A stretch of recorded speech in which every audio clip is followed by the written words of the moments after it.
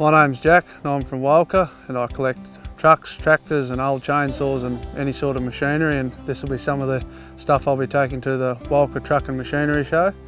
This tractor here, this Fordson Major E27N, is probably the favourite machine I have in my collection at the moment. Come from just out of town here from Cam Seckolds. A lot of history in it, being a local tractor pretty well for the entirety of its life. It's a 1948. It was given to me by the person that purchased the property. Didn't need much work to get it going when we found it. It was pretty well out in the weather, half under a shed, rotted into the ground. All we did was pump the back tyres up, new front tyres on it, minor work to the starter motor and a service, and brakes and everything were all working. Belts and everything was still good, and got it going, and this is why I like old machinery, because you can't do that for new stuff. It's just 10 times more reliable. So this will be one of the machines that I'll be taking to the Walcha Truck and Machinery Show.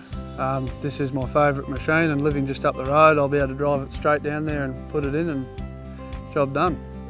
So this is the second Fordson that I own that I'll be taking down to the show. This is its younger brother. Despite it being a smaller looking tractor, it is actually bigger horsepower. So this is the Fordson Major diesel. This machine here is also semi-local. It comes from Pinedale. This tractor, we've just put a new water pump in it. I've got a new alternator to go in it and a few other minor things, but quite a good little tractor, and a bit of a dodgy home paint job on it, but the rust is slowly coming through and making it look a bit better with time, so that's a bonus. It's currently registered but not on the road, as it needs a few other minor jobs to complete, but this is another one of my favourites. Drives well and starts well, and yeah, very good little tractors these. That's why I'm a big fan of the Fordsons. Just having a look at a couple of my chainsaws here. Some personal favourites of mine. These are 2-man chainsaws. They're pretty hard to find nowadays. This one here on the far left is actually my grandfather's first ever chainsaw. So this saw has been in the family for, well, 3 generations. I'm the third one to own it. But he pretty well went from a cross-cut saw to this machine, and he used it in the bush for a couple of days, and he didn't like using it by himself because of the obvious size of it, so he went back to a cross-cut saw and an axe, and he gave that to the men in the sawmill, and they thought it was the best thing since sliced bread.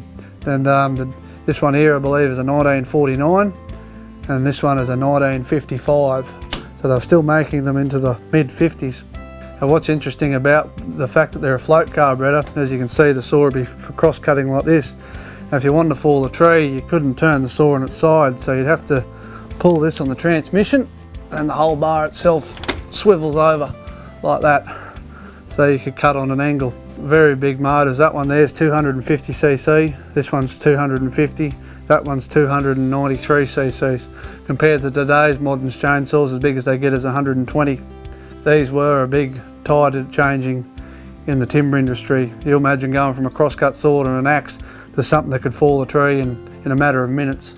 So these were literally what shaped the way chainsaws are today compared to the lightweight machines we have now. All 3 of these chainsaws will be at the Truck and Machinery Show. These 2 here are both running, and they both run very well. And so if you come down to the show, you'll be able to see these machines. I will have a timber demonstration going there with logs, so they will be cutting and running, and yeah, you'll be able to see how they worked back in the day and how they still work very well today.